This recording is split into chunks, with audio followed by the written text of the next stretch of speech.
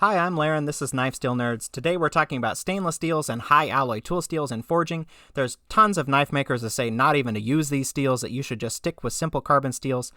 Why give up the extra performance and corrosion resistance you can get from stainless steels? This is just all from old traditions of knife makers that are using simple carbon steels.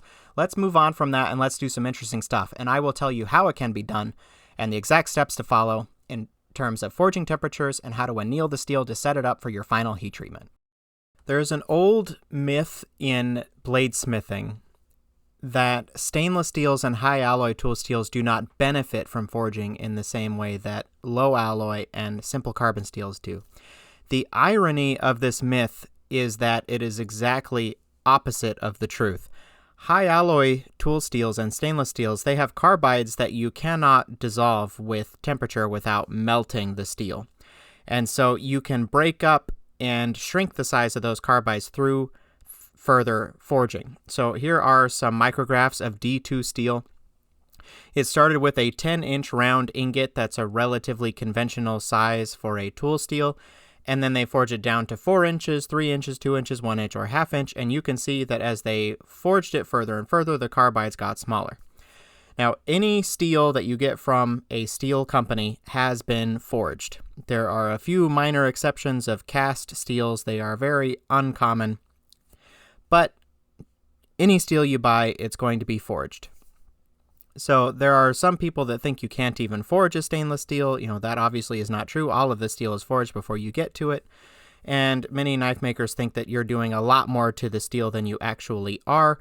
The majority of the forging that happens to the steel has already been done by the time you get it. So you're forging a relatively small bar to an even smaller knife. But there is some improvement you can make to the steel through this forging process. Simple carbon steels and low alloy steels, their carbides dissolve below the forging temperature, and then they will reprecipitate later. And so controlling the carbide structure is much easier in a simple steel. And if there's going to be much benefit to forging, it will likely happen with a high alloy steel or a stainless steel where its carbides don't dissolve. Another thing I've talked about in the past, I have an old article on forging versus stock removal, and I talked about why forging to shape rarely leads to better properties in a knife.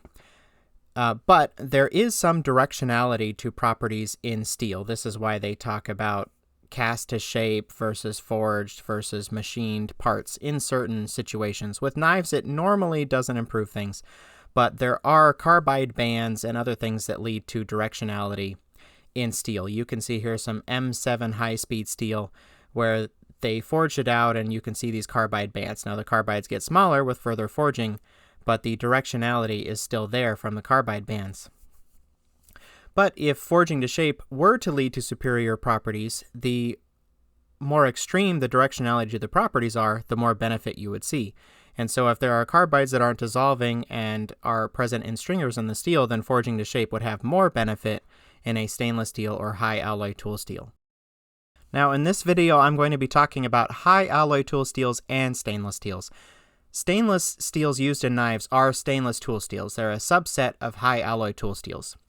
And we're going to be talking about them in contrast with low alloy tool steels and simple carbon steels. So what are all those different things?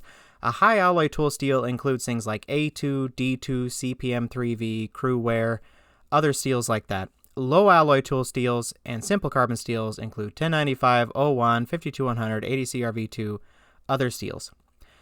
Now, the line between these can be somewhat fuzzy. I have seen some people say that a high alloy tool steel is 5% or more total alloy content. So if you add up the chromium and the tungsten and the molybdenum and everything, and it's more than 5%, it is a high alloy steel.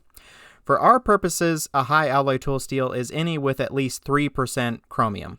Those are steels that are air hardening, and their carbides typically dissolve at much higher temperatures than the low alloy tool steels. Now we're going to be talking about them as a broad category and also looking at experiments of a couple different steels. This does not mean that all high alloy tool steels should be annealed exactly the same with the same temperatures and hold times and everything, but similar principles will apply to all of the high alloy tool steels, including the stainless steels. Now one important aspect of forging stainless and high alloy tool steels is the forging temperature. Many knife makers make the mistake of forging these really hot. The reason why they do that is because they heat it up to their normal forging temperature and they see that it doesn't move as well under the hammer, and they think, oh, I need to heat this up hotter to get it to forge well. Just like any other steel, if you overheat it, it will melt. Usually the whole steel doesn't melt first. Normally it's the grain boundaries that melt. Once the grain boundaries melt, then you hit it with the hammer and it crumbles into pieces. Some knife makers even then take this a step further and say, oh no, it crumbled, I must not have been forging it hot enough, and then go even hotter, and their problem just gets worse and worse. Data sheets for stainless steels, high alloy tool steels normally say something like 2100 Fahrenheit or 1150 C. Some list even lower, like 1900 to 2000 degrees, which is up to 1100 Celsius. It seems like 2100 Fahrenheit is a good place to start. You might be able to get away with a little bit hotter, but most steels seem to be able to handle 2100 Fahrenheit.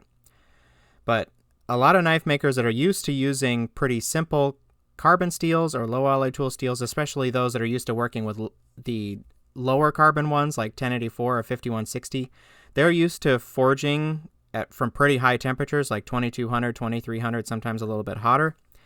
But the higher the carbon the steel is, the lower the melting temperature is. So high carbon simple steels like 26C3, White No. 1, Blue Super, Apex Ultra, they all have over 1.2% carbon, and so they are the most sensitive to overheating. Some of the really high carbon stainless steels can have the same issue. But beginner steels usually are those that melt from a higher temperature, and so these higher carbon steels are more in the expert range. And this can also be true of stainless steels, so just avoid this mistake of forging too hot. Another thing with stainless steels and high alloy tool steels is that they are red short at higher temperatures, so you have to stop forging sooner than you would with a simpler steel. So once it gets down to like the 1600 to 1700 degrees Fahrenheit range, you have to stop forging or it could start cracking. And it will move less under the hammer, of course. So the range of forging can be narrower with these high alloy tool steels. So these are some of the things you need to avoid when it comes to forging them. Don't forge too hot, don't forge too cold. But after the steel is forged, then we need to put it through the processing steps before we then go and austenitize and quench and temper. So with a normal process that knife makers use with a low alloy tool steel or a simple carbon steel, the first step is to normalize after forging. Normalizing is not something that you do with stainless and high alloy tool steel, so this is one of the big differences.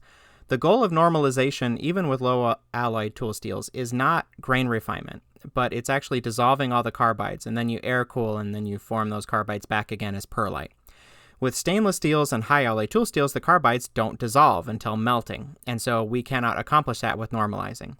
So we just don't do it. Normalizing is not something that you do with high alloy tool steels or stainless steels. So then on to annealing. What are we trying to accomplish during annealing? Annealing is the step that we perform between forging and the final austenitize and quench. The steel is annealed by the manufacturer when you get it. So that is the condition that you heat treat it from. It is nice and soft. You can drill and machine and bandsaw cut in that condition, and it is ready to heat treat from there. When you forge it, it is now back in a condition that is not desirable for any of those steps. It is now hardened because it's an air hardening steel, so you cannot cut or drill easily, and it's not really ready for austenitizing, especially not following the data sheet because the data sheet is designed for an annealed steel. So the purposes of annealing are multifold. One is that we need to soften the steel so it's ready for machining and drilling and bandsaw cutting. Two is to prepare the steel for good response to austenitizing so that we don't need really long hold times or high temperatures or it's way off from the data sheet. And three, we want to maximize our final properties. We want excellent hardness, toughness, corrosion resistance, all of those things. So we need to set up the steel well so that we can get those good properties at the end. But annealing can be quite different of a process when you're working with a high alloy tool steel or a stainless steel versus a low alloy tool steel. For one, you can't just heat it up to non-magnetic and put it in slow cool media like vermiculite and expect it to be soft at the end because the steel is too hardenable. It can harden in air, and something like vermiculite is not slow enough.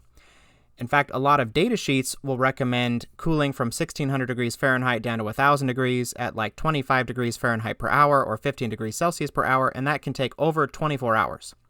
So this takes a really long time, and not only does it take a long time and therefore slow your productivity, But knife makers generally don't have furnaces equipped with protective atmospheres, so a lot of scale and decarburization happens during this annealing. And so you can lose all your carbon, and therefore you can't harden the steel anymore. So I found that double wrapping in foil helped a lot with this. So after I ground away the scale, the steel was generally fine. It did not prevent all of the scale because anneals take hours and hours, and foil is not really the best condition for that. If you could have an inert gas or vacuum, that would be the best, but I don't have access to that, at least not in my garage. And there are a couple other methods, like using a coating of some kind that's supposed to prevent scale. I haven't experimented with that, at least not for annealing, but they may also work, so you'll have to do some experimentation. But double wrapping with foil is how I did it, and at least if you leave enough material to grind at the end, it's probably going to be fine. So I did my first set of experiments with AEB-L. Why AEB-L?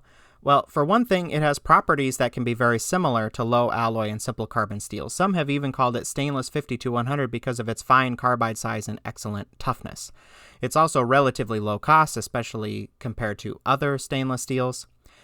Some bladesmiths, they have sticker shock when they're looking at stainless steel when they're used to buying like 1084 or 80 CRV2 for less than $5 a pound. AEB-L's low carbide content also makes it easier to forge than other stainless steels. And having only chromium carbides versus like vanadium or niobium carbides means it's easier to grind and finish than some of the more exotic or expensive high alloy tool steels and stainless steels. One potential downside to AEB-L is it's not typically available thicker than about 1/4 inch or 6 millimeter, so bladesmiths that like to forge from heavy stock or round bar or whatever will be out of luck. But we chose AEB-L, and we bought some 1/4 inch AEB-L. My father, Devin Thomas, he hot rolled it down from that 1/4 inch down to about 0.130 or 3.3 millimeter, which is a bit less than 50% reduction. He used a temperature around 2100 degrees Fahrenheit, like we talked about earlier. And then I did a bunch of different annealing procedures on them, and I will describe all of those during this video. And then I austenitized them at 1925 Fahrenheit, that's 1050 Celsius for 15 minutes, plate quenched them, I did cryo and liquid nitrogen, and I double tempered at 350 Fahrenheit. That's what I did for my final heat treatment to look at the final hardness and toughness for the different anneals. I'd like to thank my Patreon supporters. Again, these studies are time-consuming and expensive to do. We have to buy all the steel, we have to do all the microscopy. There's a bunch of work and a bunch of time and a bunch of money, and we can't do that without the Patreon supporters. So if you want to support more research like this so you can learn how to heat treat the best way possible, go to patreon.com/knifesteelnerds. We have a great community there. You can see articles and videos early, and you get perks like a new mug with a Knife Steel Nerds logo on it if you do the highest tier. So please come join us on Patreon if you want to support more knife steel research.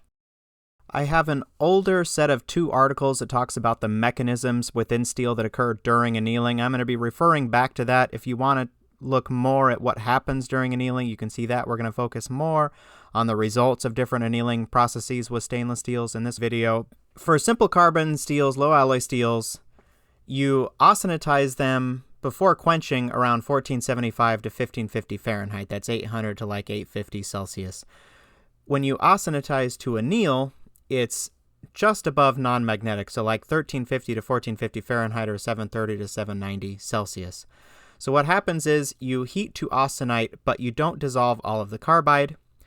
And then when you slow cool, the soft ferrite forms while feeding the carbon to the carbides. So the ferrite boundary grows through the carbides, and it leaves its carbon behind by diffusing into the carbides. That grows the carbides, and you have a spheroidized structure. Spheroidized means round carbides. The same thing happens with high alloy steels and stainless steels, but there are a couple of differences. One is the temperature that you anneal from. Usually 1600 to 1650 Fahrenheit or 870 to 900 Celsius. That is the typical range. And then you need those higher temperatures because of how many more alloying elements are in the steel, which raises the temperature you need to austenitize. Also, the hold time for annealing is longer, so you can get by with like 30 minutes or an hour with a low alloy steel, even shorter sometimes. For stainless steels, the common recommendation is 2 hours. You might be able to get away with something shorter, but 2 hours is typical. Also, the cooling rate is much slower, as we already discussed. Because these are air hardening steels, you need to cool them slower. However, the 25 degree Fahrenheit per hour cooling rate is really, really slow. And with AEB-L, I wanted to try 50 degrees per hour and 100 degrees per hour to see how the properties compared with the as-received steel from Isothermal. The temperature you need to cool to finish a transformation is not that different than low alloy steels. Usually below about 1,000 degrees Fahrenheit, no further transformation is going to happen. I used 1,100 degrees Fahrenheit for the 50 degree per hour and 1,000 degrees Fahrenheit for the 100 degree per hour anneal, just to ensure that we got as much transformation as we could with that faster anneal. If the steel is fully transformed, it doesn't really matter what cooling rate you use below that temperature. So after it's done transforming, you can air cool it, and it's totally fine. Nothing is going to happen. Now, comparing the hardness after annealing with the as-received from Isothermal, the as-received material is about 21 Rockwell, the 50 degree per hour was about 11 Rockwell, and 100 degree per hour was about 13 Rockwell. So the hardness was significantly lower for my annealing, even with 100 degrees per hour. So maybe Isothermal is using an even more rapid form of annealing. When you look at the microstructure, the carbides are even a bit finer with the steel as received from Isothermal, which makes sense for its higher hardness. And comparing the carbide sizes between the 50 degree per hour and the 100 degree per hour, the differences are pretty subtle. The carbide sizes look very similar to me. That makes sense since we're only talking about 11 versus 13 Rockwell. Then when I measured the hardness after heat treating, it was a little bit harder with the 100 degree per hour. I got 60.8 Rockwell or so versus 59.5 for the 50 degree per hour. So doing a faster anneal led to higher hardness after heat treating. Also, the toughness ended up higher with the 100 degree per hour. So we got a better balance of hardness and toughness with the faster anneal at 100 degrees per hour. So this is all good news. We got better properties than the as-received condition after heat treating, and we're able to use this faster anneal at 100 degrees per hour, which takes more like 8 hours instead of over 24 hours. There is another type of annealing that is very similar to the slow cool, but in practice behaves a little bit differently. So this is doing an isothermal hold, holding at a single temperature instead of slow cooling. So we still heat to 1600 degrees for 2 hours like I did in the slow cool, but instead of cooling down slowly, I cool down rapidly to a target temperature, in this case 1300 degrees Fahrenheit or 1200 degrees Fahrenheit, that's 700 or 650 C, and then I hold at that temperature for several hours. So for 1300 degrees I did 4 hours, and for 1200 degrees I did 6 hours. I was concerned the lower temperature would take longer based on looking at published transformation curves for stainless steels, and so I did 6 hours for the 1200 degrees. So using a higher temperature is roughly equivalent to doing a slow cooling rate, and doing a lower temperature is roughly equivalent to doing a fast cooling rate. Another thing that I did for these was I tried to do grain refining steps. I've looked at grain refining steps in the past, like for 1084, I tried with and without grain refining steps, and it did not improve the properties in the 1084, but I figured what does it hurt to try it again with AEB-L? So I did 2 grain refining steps by heating to 1600 degrees Fahrenheit for 30 minutes and air cool. I did that twice, and then I did the same isothermal anneal by heating to 1600 for 2 hours and then 1300 degrees for 4 hours. I labeled that anneal as cycled in the following charts. So compared to the as received, the 1300 degrees Fahrenheit was pretty close at 18 Rockwell. Surprisingly, the 1200 degrees was 14 Rockwell. This is surprising because normally a lower temperature means a finer microstructure and higher hardness. That would point to there being a little bit of martensite in the 1300 degree anneal, but I did not find any in the micrograph, so I'm not exactly sure what happened here. The cycled condition with the grain refining steps was exactly the same hardness as the 1300 degree isothermal hold by itself. Looking at the micrographs, the 1300 degree and 1200 degree look very similar. The carbide size might be a little finer in the 1200 degree, but overall it's hard to pick up any differences without doing some huge analysis and measuring a bunch of different carbides. Looking at the final hardness toughness, all three of these are very similar. The 1200 degree and the cycled might be slightly better, but I think if I did a bunch more coupons, they would end up being roughly identical. So any of these anneals will work. They all got properties similar or slightly better to the as-received condition from Isothermal, all around 60.5 Rockwell and 35 foot-pounds. and they all did well. So if this is an anneal that you prefer to do versus slow cooling, it will work just fine. I did another type of annealing which is very different from the other two, called temper annealing. Every knife maker knows that the hotter you temper the steel, the lower the hardness. Well, if you temper hot enough and long enough, the steel will be so soft it is in an annealed condition. This is actually the type of annealing that I recommended in Knife Engineering, my book on heat treating and other things about steel and knives. The reason why I recommended it in the book is because there are these older studies where they looked at high-speed steels with temper anneals, and they found finer grain size and higher toughness when they did a temper anneal versus a more conventional anneal. But I started to worry that maybe this is not better with stainless steels. The reason being, high-speed steels, they need a very high austenitizing temperature, especially for industry applications that require hot hardness. With those high austenitizing temperatures, they may benefit from carbides that are more stable so they don't dissolve at the high temperature and therefore are still present to pin grain boundaries and keep the grain size small. With most high alloy tool steels and stainless steels, we're using a more reasonable austenitizing temperature for the given steel. We're not maxing it out for hot hardness. And so those benefits would not be found in steels like AEB-L. But I was curious, how do the properties end up? So instead of heating to 1600 degrees and slow cooling, I heat to 1600 degrees for 2 hours and then quench to form martensite. That sets us up for the temper annealing. I chose 1600 because it's the same as our prior annealing experiments, but normally if we're going to temper anneal, we need a similar annealing temperature prior to the quench that we would have with a conventional anneal. So I used 1600. Then I did a 1300 degree for 4 hours, a 1400 degree for 4 hours, and a 1400 degree for 24 hours.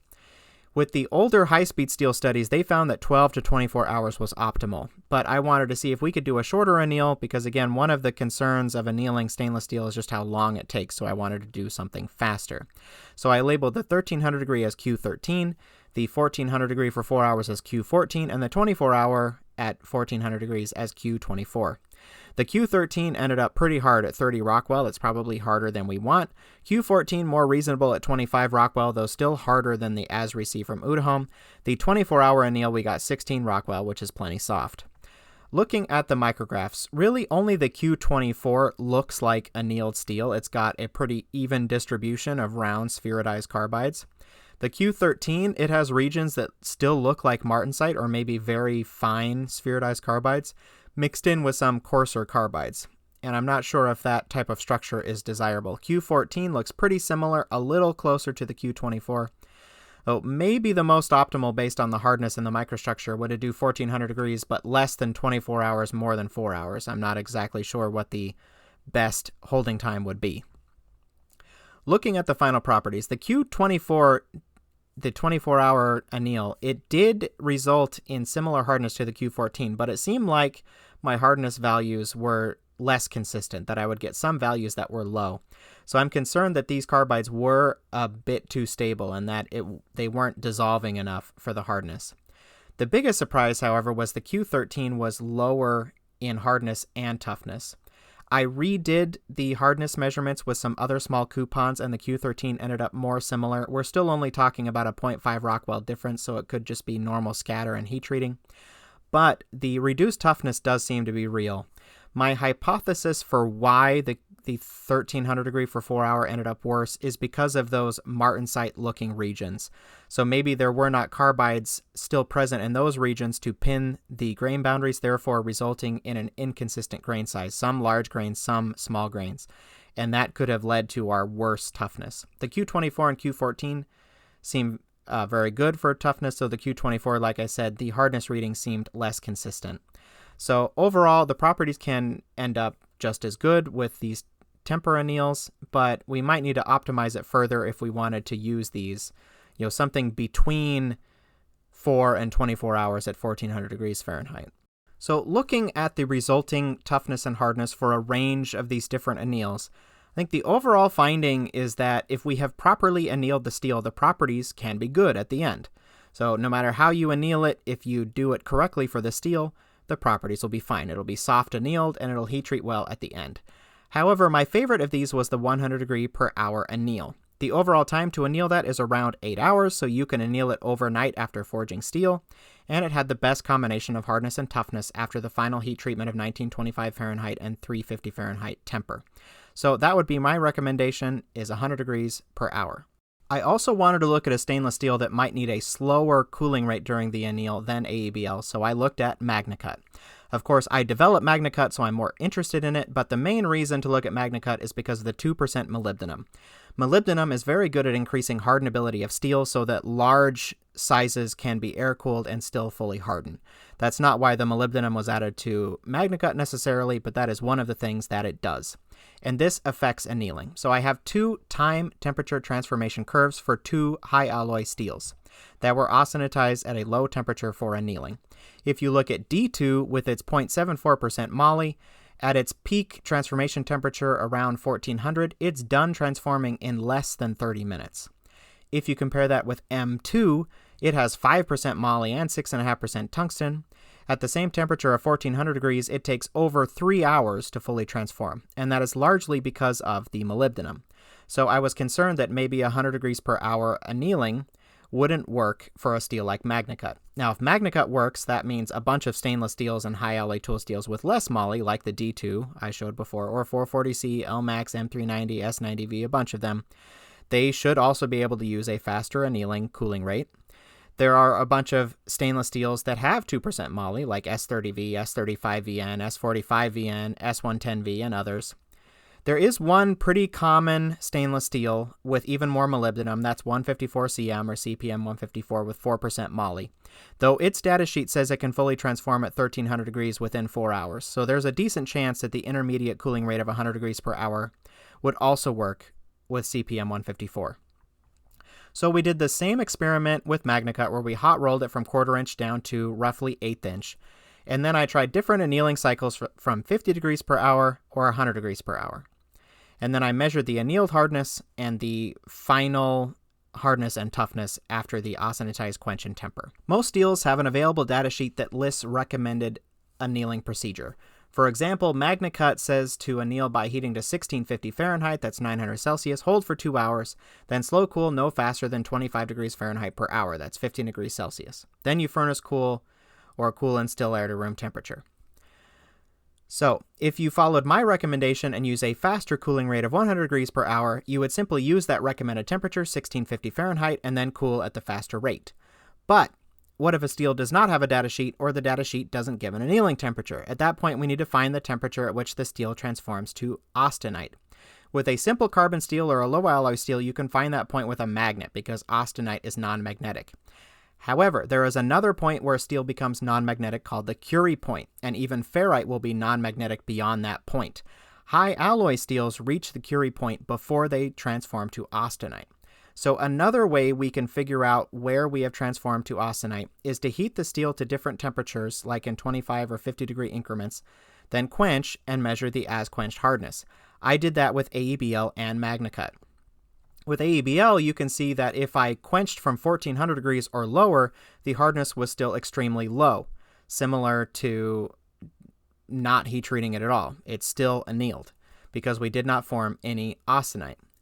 However, it jumps up very rapidly up till 1475, and if I quench from there, then I'm 45 Rockwell. So we can see that we are fully austenitized, or nearly so, around 1475 Fahrenheit. That is the region over which it transforms from ferrite to austenite, around 1400 to 1475. However, with MagnaCut, it behaved a little bit differently. We saw a small drop in hardness by using 1550 instead of 1500, and that is the point where we formed a small amount of austenite.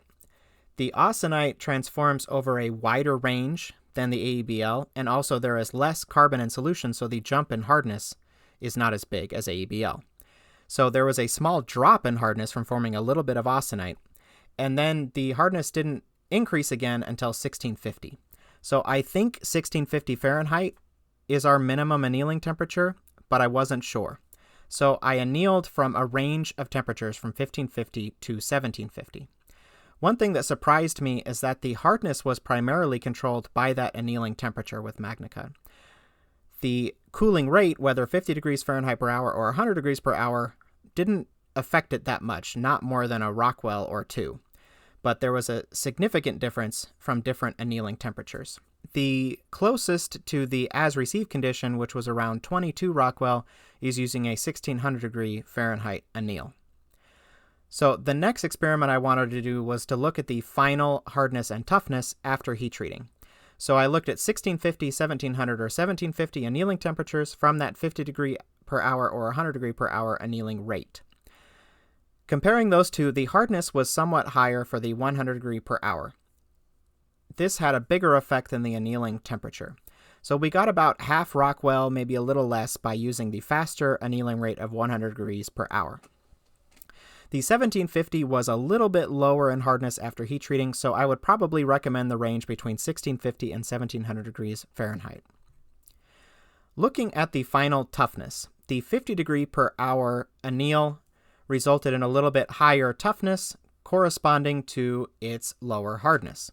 As expected, the 100 degree per hour still very good toughness, and if you wanted a little bit lower hardness, you could just reduce the austenitizing temperature or increase the tempering temperature. Both conditions heat treated a bit harder, up to 1 Rockwell harder than the as-received condition. The toughness was also slightly better for the material that we forged and annealed. Now, there can be some variability to toughness testing. I have seen as-received material test up to 16 foot-pounds with the same hardness of 62 Rockwell, but I do think that the toughness was reading a little bit more consistently with the forged and annealed material. I believe it was improved a small amount. Now, I wouldn't use this small increase to justify doing forging instead of stock removal, but even with simple carbon steels and low alloy steels that I've tested forged versus stock removal, the improvements are usually pretty small. So I wouldn't use any of this to justify forging instead of stock removal. You should choose forging or stock removal based on other factors. Okay, now to summarize everything that we talked about. With stainless steels and high alloy tool steels, don't forge too hot. It is a myth that stainless steels need to be forged hotter. 2100 degrees Fahrenheit is a good starting temperature. Don't forge too cold. Stainless steels cannot be forged as cold as simple carbon steels or low alloy tool steels. You need to stop forging by about 1650 to 1750 degrees Fahrenheit. That's 900 to 950 degrees Celsius. It will vary some based on the steel, and different data sheets for these different steels gives a little bit different recommendation. So you're going to have to experiment as to how cold you can get before you start to run into issues. You need to protect the steel from atmosphere during annealing. These steels need longer anneals, even with the 100 degree per hour anneal that I'm recommending. Vacuum or inert gas is the best. I used double wrapping and foil, which seemed to work okay. There was still some scale that formed, but after I ground that away, it didn't seem like there was much decarb underneath that. You need to leave some extra steel to grind away. You might be able to use some other methods like coating, though I didn't experiment with that for this study. You need to choose the right annealing temperature and then soak for about 2 hours. The right annealing temperature is typically in the range of 1600 to 1650, and that is true over a pretty wide range of stainless steels and high alloy tool steels. If you can get a data sheet with an annealing recommendation, you can see what temperature it recommends for your steel. If that is not available, you might be able to use the method I showed before with AEB-L and MagnaCut, where you find the temperature where the hardness has gone up, indicating that austenite formed. So you heat it up to a temperature and you quench and you measure the hardness. You do 25 or 50 degree increments and find where austenite was forming. Now, the big finding that we had in this study was to cool at 100 degrees per hour. That's 100 degrees Fahrenheit per hour, or 50 degrees Celsius per hour, approximately. That is faster than is given in most data sheets. That gives a better balance of speed, so it takes 8 hours to anneal instead of 24 plus. You can anneal it overnight. And our final properties, the final hardness and toughness, were a little bit better than using the as-received condition from the manufacturer. It could be that there are some steels with very high hardenability, like very high molybdenum contents, that cannot use this faster anneal. So you'll have to experiment with some other steels. As a side note, 100 degrees per hour was also the optimal properties that we found with Apex Ultra, even though it's a low alloy steel. So that gives me a little bit of confidence that maybe we are onto something with this faster annealing rate. It's faster, more productive, and we get a little bit better properties with a pretty wide range of steels. After the 100 degree per hour, you stop at somewhere between 1000 and 1100 degrees Fahrenheit. Where you can stop the anneal depends on the steel and the cooling rate, 1,000 degrees, it's not going to transform at all below that, no matter what the steel is pretty much. So that is safe no matter what. 1,100 degrees is probably safe in most cases, and you can probably get away with something like 1,200 degrees for many steels. This really only matters if an extra hour or two is really going to impact your workflow, but you can experiment with this. You can try different temperatures to stop the anneal, and if the hardness is the same, then you can stick with the higher temperature.